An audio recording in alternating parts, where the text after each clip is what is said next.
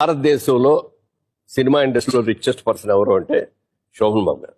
ఎందుకనంటే ఈ బిజినెస్ సంబంధించిదే ఇట్లా పోయిన తర్వాత డబ్బులని పోయిన తర్వాత తెలియ చెప్పి ఆయనకి, సార్ మీరు చెప్పినట్టు అయిందండి, డబ్బులని పోయినాయండి బిజినెస్లో అన్న.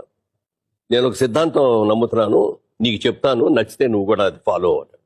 ఏంటండి అన్న, ఈ ప్రపంచంలో 3 వంతులు సముద్రం ఉంది, ఒక్కొంతే నేల ఉంది. నివసించడానికి ప్రదేశం ఉన్నది చాలా తక్కువ, 20% ఉంటుంది, అంతకంటే ఎక్కువ ఉండదు. ఈ 20%కి సంవత్సరం జనాభా విపరీతంగా పెరిగిపోతున్నారు ప్రపంచం మొత్తం మీద, మన దేశమే కాదు, అన్ని చోట్ల. రాబోయే రోజుల్లో జనం విపరీతంగా పెరిగిపోయి సైట్స్ తగ్గిపోతాయి.